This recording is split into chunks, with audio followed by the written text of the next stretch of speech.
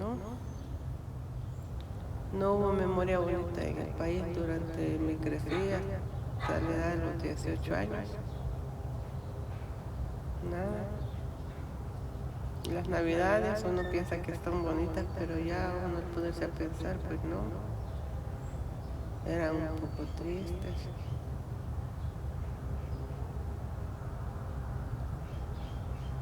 Así es que durante toda esa guerra, pues no.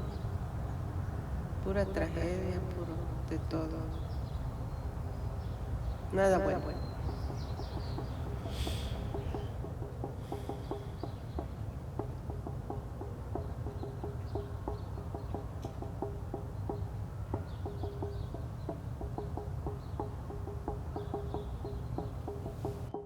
Nunca salíamos a los parques, nunca salíamos a lugares bonitos donde hubieran árboles, ni ríos, ni nada.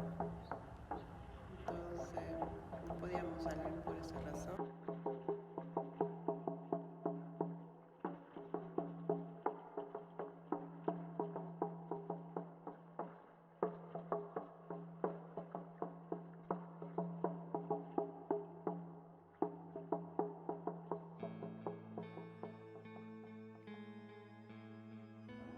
Nunca salíamos a los parques, nunca salíamos a lugares bonitos donde hubieran árboles, ni ríos, ni nada. Entonces no podíamos salir. Nunca salíamos a los parques, nunca salíamos a lugares bonitos donde hubieran árboles, ni ríos, ni nada. Entonces no podíamos salir. Nunca salíamos a los parques, nunca salíamos a lugares bonitos donde hubieran árboles, ni ríos, ni nada. Entonces no podíamos salir.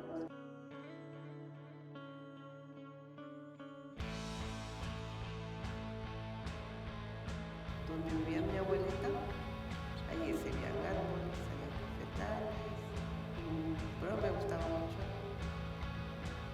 Eso me gustaba a mí, la naturaleza, el que siempre, el que quito, pongo y todo. Nunca lo tuvimos cuando estábamos pequeños y ahora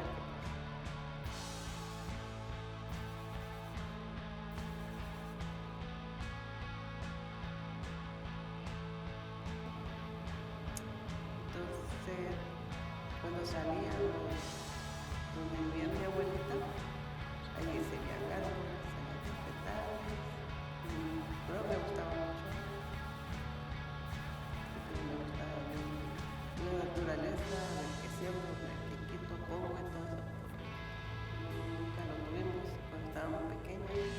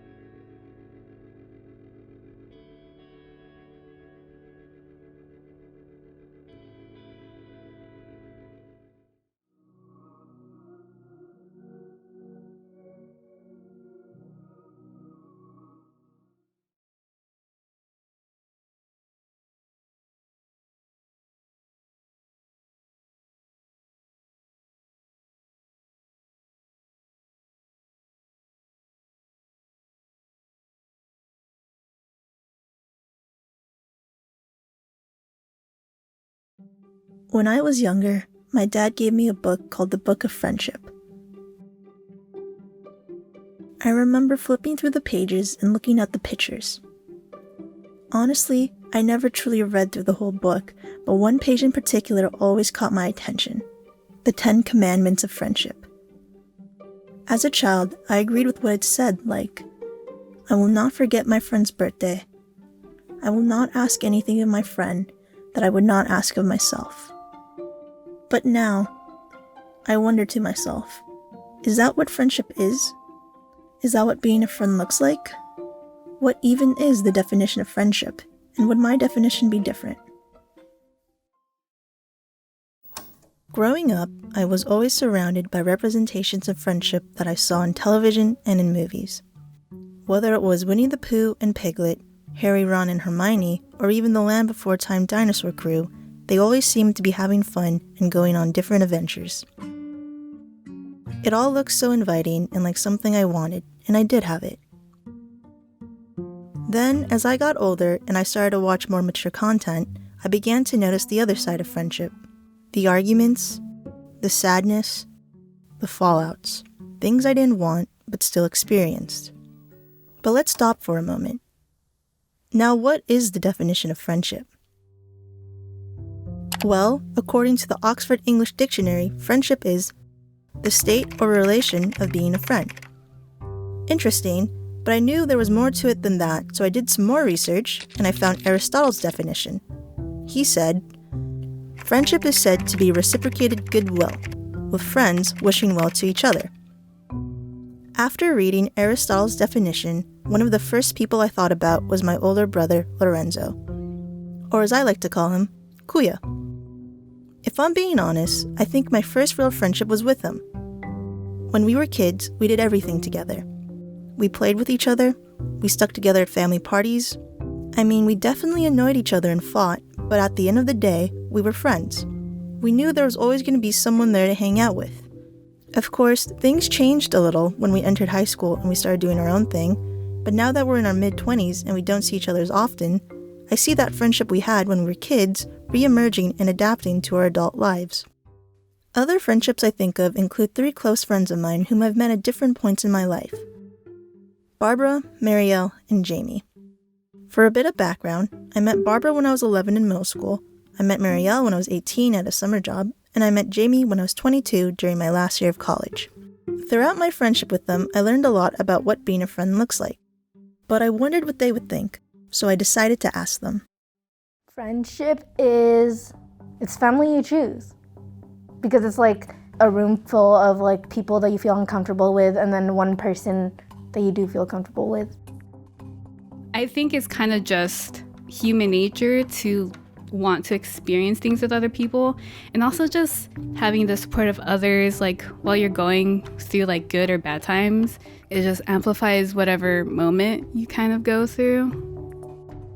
Well, because I don't like to put rules on friendship, because I feel like with friendship you don't need like a guide. It's just like natural. And if you do have a guide, I feel like you're putting too much pressure and it could ruin friendships. I want to be proud of my friends, not because it makes me feel a certain way, but like I want to be able to like celebrate you and be confident in that and not be like always having to defend you when people are like questioning who you are and stuff. Once I became friends with them, they helped my growth because I became more, not only like more compassionate to other people, but I noticed more compassionate to myself too. And I've learned that real friendships, you can be so mad at your friend, but if it's like a real friendship, you'll come back. I don't mind if the friendships are tough, because I end up learning things. So I guess like if I end up feeling kind of conflicted in the friendship, that's okay too. It's a learning experience.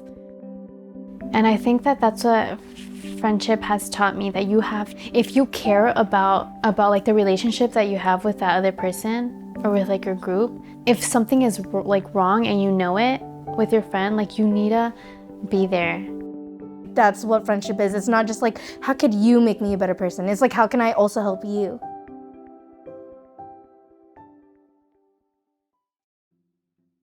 Whether they know it or not, Barbara, Marielle, Jamie, and so many others have helped craft my perception of friendship. Not a book, TV show, or movie, but rather the experiences I share with each of these people. It's all those deep conversations that turn into insane laughter, the small annoyances that don't break the strong bond, and the buildup of trust that leads to moments of vulnerability. That's what friendship is. It's choosing someone to be in your life knowing you can be your true authentic self without fear of being judged or put down. And somehow, you both help each other become better versions of yourselves.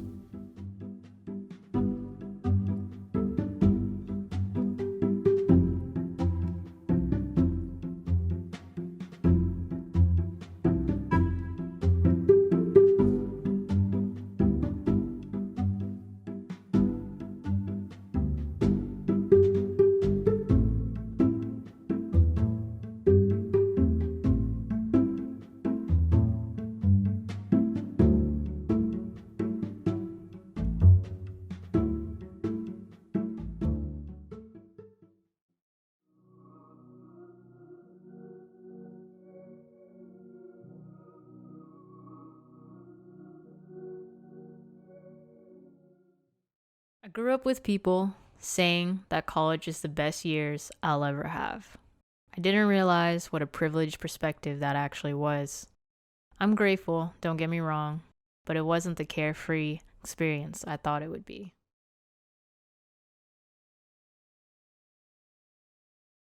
When I got to SF State, I was waitlisted for housing, and that was kind of like a common thread through all my time here. I got here in fall 2017, and pretty much every semester I had an issue with housing. I had to take class for 9 hours a day one semester, which is just really difficult for me, like health-wise. So like I could go to class, like 5 classes for 9 hours in one day, but the next day I was going to be home with a migraine. Hi, I'm Amanda Levitt. My pronouns are she, they, and he, and my major is business accounting. I'm Tiana Kendrick. I use she, her pronouns, and my major at SF State was health education with a minor in anthropology. The reality is that it shouldn't be this inaccessible to graduate. In a capitalistic-centered world, not getting a degree could mean never getting a job that pays you enough to live. This journey alone shows that you cannot meet your basic needs and go to college for many queer and trans people of color. With a lack of family support and not knowing how to navigate college, who can you turn to? When I came out to my parents as queer, I fully expected them actually to just like kick me out, honestly. But thankfully they didn't, and they have been financially supporting me since then, and that has been amazing and awesome. But with the money that they have been supporting me with also comes like them always constantly making suggestions about how I could like go back to not being gay somehow, because I used to be very internalized homophobia. I had a lot of internalized homophobia and just like really wanted to like perform femininity. What's a bigger priority? A future you may not live to see, with rising violence against our queer community, specifically Black and brown trans women, whose average life expectancy is 35 years old? And does that not just feed into a systematic means of oppression to gatekeep the majority of living wage jobs with benefits such as therapy and life-saving gender affirmation surgery to those with degrees and proximity to resources? Then at the end, we are rewarded, but why are we rewarded for such egregious self-sacrifice? Compromise is one thing, but I should not have to be asked to compromise my peace of mind. I personally felt like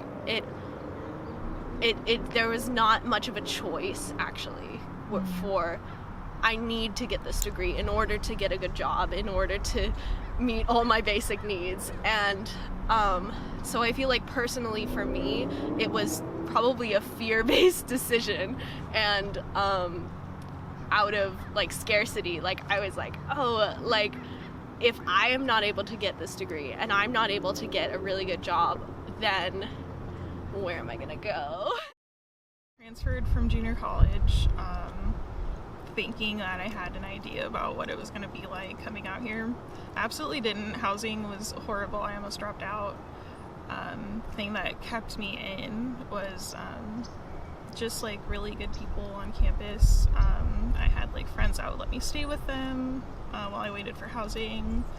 I worked with like faculty that were really helpful. They got me like in contact with the Dean on Call program, which ended up getting me into housing, so I didn't have to drop out. And I guess just I really wanted to finish, because it seemed to me for a long time that like college was something that I just like was never gonna get done with.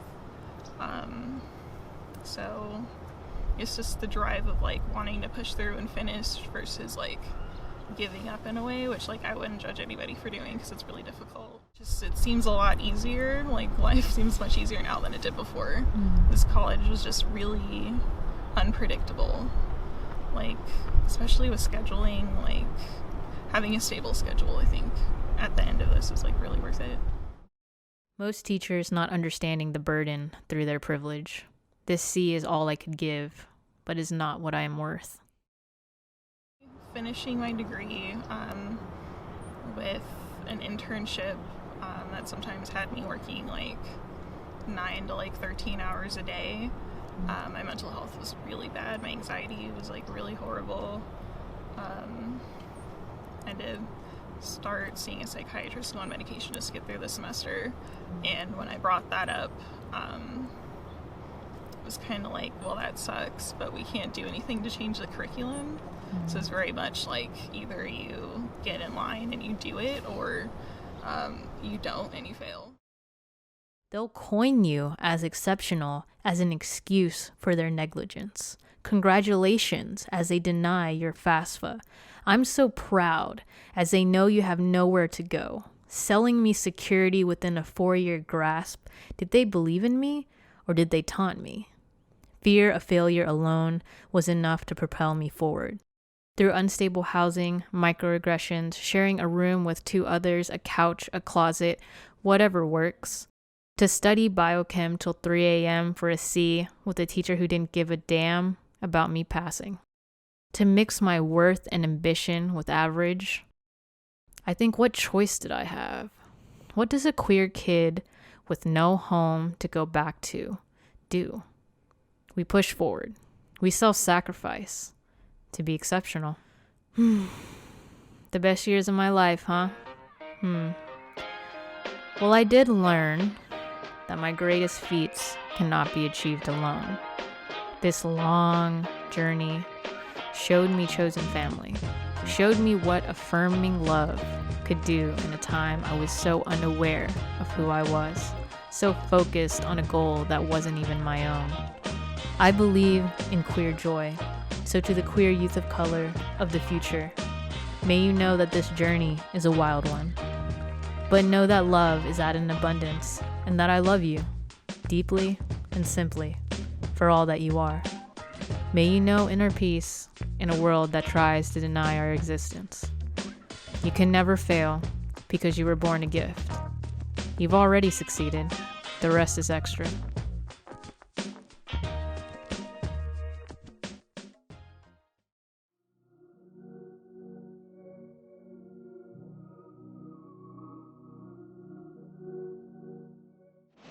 A boat, a flag, an arm waving. A crowd gathers along the beach. This is the east coast of Malaysia.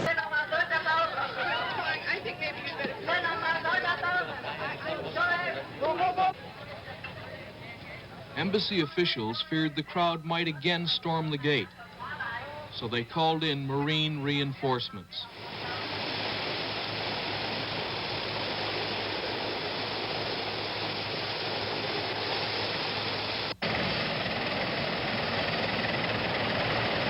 Tension mounted as more and more Americans arrived in the compound and began the nerve-wracking wait for a wedding. Haven't been accepted by other countries. The United States will take all. Yes. You really believe that? I hope. It's my stepdad. because he survived of being in refugee camp for 4 years in Malaysia. So you stay in Malaysia with your family for 4 years? No, it's only me. It was you? Oh, and me and my sister, 2 of my sisters. Oh my gosh. 2 of my sisters. Yeah, one is over there in, I think one of them sisters you talked to. I think you talked to them twice already. You probably don't remember. Yeah, they talked to you twice. Was it hard? Oh yeah, it was hard. It's like, it's kind of hard, but it's kind of like paradise.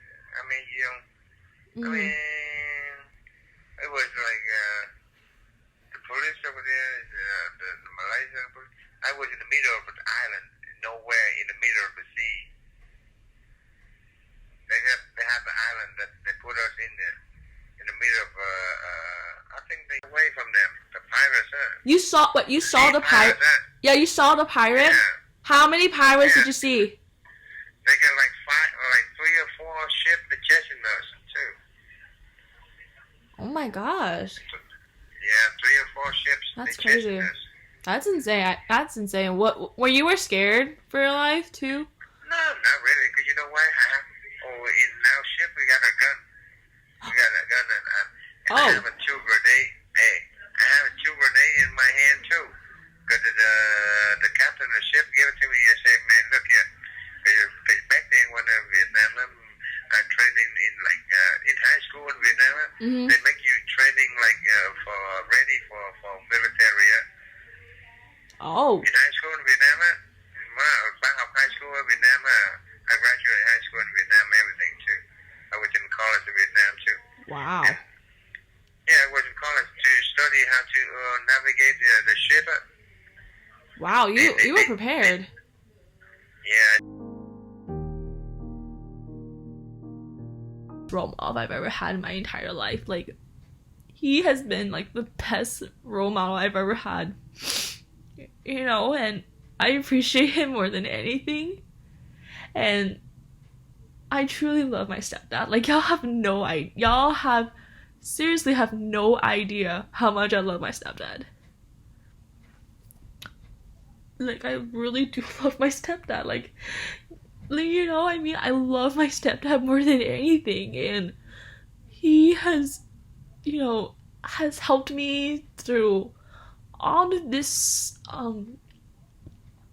years, and always put a smile on my face and never let me down. And oh my gosh, last month, first week of November, I actually came out to my stepdad on the phone. Whew. It was really like a victory for me and for him too, because for him to accept me and never see me differently, still see me as his daughter, is like the best warming feeling I can ever ask for. And so when I came out to him as bi, I'm like already getting, oh my gosh, I'm already getting emotional talking about it. But like, the fact that like he still accepts me is incredible. And so I'm glad that, you know, hearing his story and me coming out to him has literally even brought us closer together. He's out there and survivors, I am standing on your shoulder. I am with you.